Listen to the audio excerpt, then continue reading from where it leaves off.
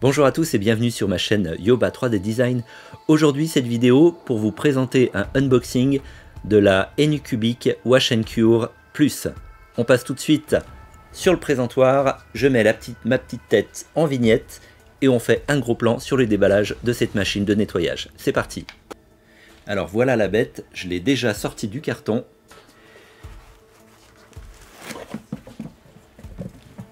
Bon, j'ai triché, hein, je l'ai déjà ouverte. Mais je ne l'ai pas encore déballé. Alors pour ceux qui connaissent la Eligo Mercury X, c'est le même produit, sauf qu'il n'y a qu'un seul appareil. Avec un bac un tout petit peu plus grand, contenant 8,5 litres contre 7,5 litres contre la Mercury X. Je la mettrai tout à l'heure à côté, ça permettra de voir la différence entre les deux. Allez, on va passer au déballage de la machine.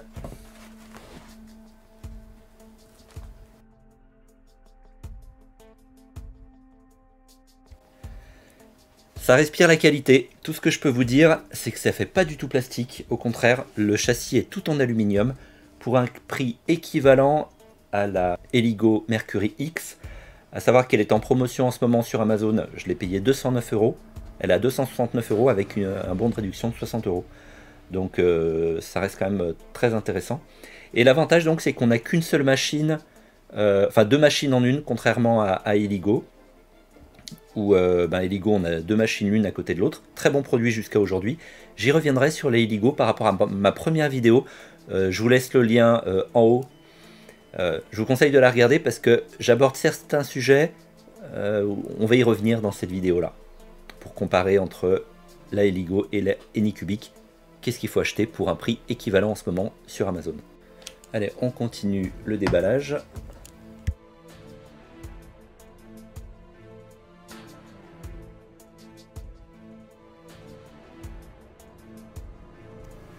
Alors on a une notice en anglais,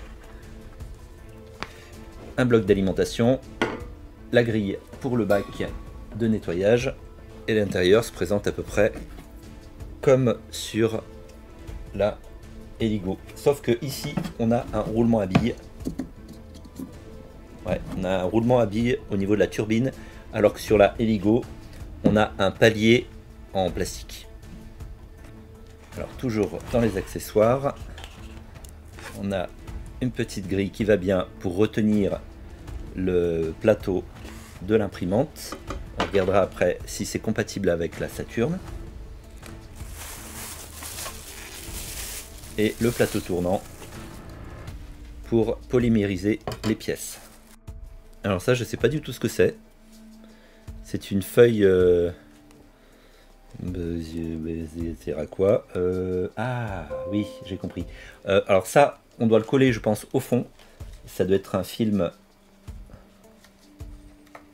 qui doit être très certainement miroir. C'est exactement ça. Voilà, un film miroir à coller au fond, de manière à ce que les UV viennent réfléchir et polymériser la pièce par-dessous.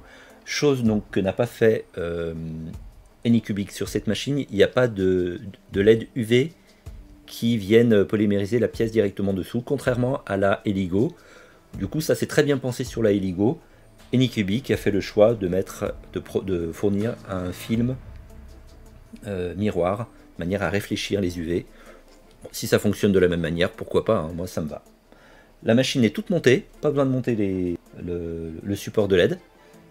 Franchement, pour l'instant, avant de l'essayer, tout ce qui est déballage, franchement, nickel. Là, je suis ravi de cet achat. Maintenant, si vous voulez, on va faire un petit comparatif entre les deux. Alors, ce sera succinct, hein, bien évidemment, mais on va quand même essayer de faire un petit comparatif. Alors voilà les deux machines de nettoyage mises côte à côte. La Eligo Mercury X, la Wash and Cure Plus de chez Anycubic. Il y a clairement une différence de gabarit. Là, tout est intégré dans la même machine. Ce qu'on peut comparer maintenant, c'est la taille des bacs. Alors là, il est plein. Et là, il est vide. Alors clairement, oui, il y a une sacrée différence. C'est ce que je disais tout à l'heure. Hein. Là, on a 7,5 litres. Là, on a 8,5 litres. À cet endroit-là, il reste, là, il reste encore un peu plus. Donc, je pense qu'on peut même monter un peu plus. C'est recommandé pour 8,5 litres max parce que en fonction de la pièce, si elle est volumineuse, il ne faudrait pas qu'elle vienne faire déborder forcément le bac. Même principe pour la Heligo, hein, je pense qu'il ne faut pas dépasser les 7,5 litres pour éviter de faire déborder. En tout cas, on a une meilleure contenance sur la Anycubic. Et chose importante, comme j'expliquais, palier pour le roulement, enfin donc palier plastique. Et là, on a un vrai roulement à billes. Alors peut-être que le roulement à billes demandera plus d'entretien, à savoir que sur la Wash & Cure, premier modèle du nom, il y avait un petit roulement à billes de fourni pour remplacer le roulement à billes s'il en venait à être défectueux. Là, visiblement, il n'y en a pas.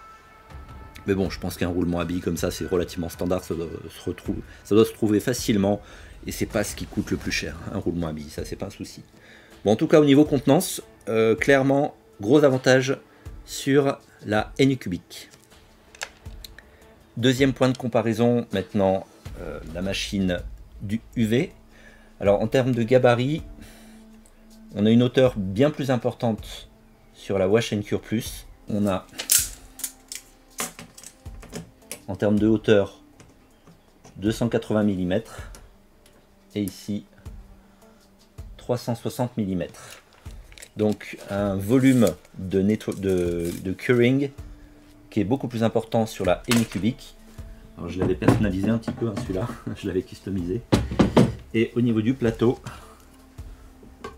le plateau est un tout petit peu plus petit sur la Anycubic, mais c'est vraiment léger, il n'y a vraiment pas un gros écart. Donc pour l'instant, je dirais avantage Anycubic. Après, franchement, la hauteur, moi j'ai jamais eu besoin de curer quelque chose qui fasse plus de... bref, qui fasse plus de 25 cm quoi. Donc je pense que c'est beaucoup trop grand par rapport à l'usage. Enfin, c'est jamais assez grand, comme on dira. Mais j'ai une boîte que je me suis fabriquée, une boîte UV, dans une caisse en plastique, où là je mets des grosses pièces qui passent pas sur le plateau. Autre avantage aussi, je pense, la Anycubic, c'est que là par exemple, les deux piliers qui sont sur les côtés avec les UV, parfois les pièces, si elles dépassent, elles viennent en butée. Du coup, ben, si ça vient en butée, ben, ça tombe plus. Alors que sur la Anycubic, si je mets le plateau, là, la seule butée qu'on pourrait avoir éventuellement, ouais, c'est ici. Alors, ouais, on risque d'avoir à peu près le même problème, parce qu'on a à peu près le même dégagement. Il est peut-être un tout petit peu plus important là, mais vu que le plateau est plus petit, je pense que c'est kiff-kiff. En termes d'encombrement des pièces, à mon avis, c'est pareil pour les deux. Bon, là, on a cette partie-là qui est inclinable pour pouvoir envoyer les UV directement depuis le haut. Et comme j'expliquais tout à l'heure, donc, le petit sticker argenté pour venir coller au fond, pour réfléchir les ultraviolets. Voilà.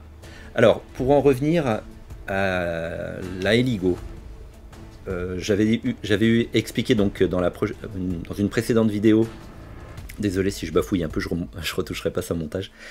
Donc dans une précédente vidéo, j'avais fait l'unboxing de la Mercury X. J'avais un souci au niveau de la turbine qui finalement finissait par se bloquer. Et en fait, elle s'était fissurée. J'ai contacté le service après-vente Heligo qui m'a envoyé une autre turbine, donc conçue différemment. Donc celle-ci, elle est costaud, pas de problème. Je l'ai changée, ça a très bien marché pendant un certain temps. Et malheureusement, ça se rebloque comme sur l'autre. Et là, c'est pas un problème de fissure, la turbine n'est pas fissurée. Mais au bout d'un moment, donc ça va tourner, en général je mets 6 minutes, et au bout de 2, 3, 4 minutes, le moteur se bloque de nouveau, enfin les turbines se bloquent. Je suis obligé d'arrêter et de relancer pour que ça continue le nettoyage. Donc c'est vraiment pas viable. C'est une des raisons pour lesquelles j'ai acheté la Wash & Cure Plus. Et ça va me permettre donc de faire un comparatif dans le temps. On verra si celle-ci est plus fiable ou pas. Et je vous ferai un retour si vous voulez un petit peu plus tard par rapport à cette machine au niveau de son utilisation. Je vous propose un petit test de nettoyage. Alors, avant de faire le test, je voulais vous montrer donc effectivement le plateau de la Saturn rentre parfaitement. Les joies du live. Ça rentre parfaitement, il n'y a pas de problème. Il suffit juste de le mettre correctement. Voilà.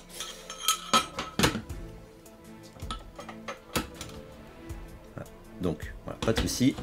Donc l'idée c'est, je vais essayer de me mettre devant la caméra, donc de mettre le support de plateau, voilà, le plateau, et là ça dépasse.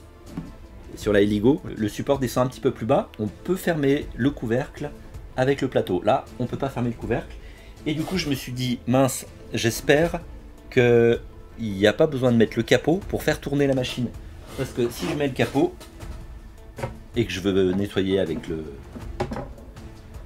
le plateau, si je mets le capot, vous voyez, le capot il va pas jusqu'en bas. Donc ça pose problème. Mais bon, les ingénieurs de chez Anycubic ont pensé à tout, hein. Ça fonctionne, impeccable. Pas besoin du couvercle pour faire fonctionner la machine de nettoyage. Donc ça, c'est plutôt une bonne chose. Après, en termes de fonctionnalité, c'est à peu près la même chose, hein. On tourne le bouton pour le temps qu'on veut utiliser la machine de nettoyage ou de curing, et on appuie sur le bouton de démarrage. Là, ici, je passe en curing. Et là, normalement, ça ne devrait pas marcher. Voilà, ça bip parce que là, j'ai pas le plateau. J'ai pas le capot. Donc, pour mettre le capot, pour passer en mode curing,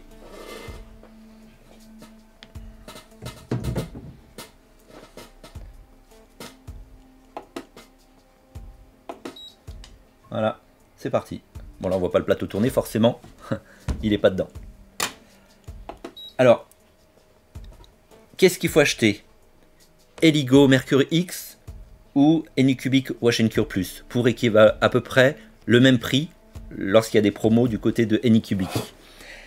Bah, je dirais ça dépend de la fiabilité de la Anycubic. Si la Anycubic ne rencontre pas de problème de turbine au niveau de la machine, je pense qu'il faut clairement partir sur la Anycubic. Par contre, si elle pose des problèmes au niveau de la turbine, comme sur la Heligo, après, ça va dépendre un petit peu de votre utilisation.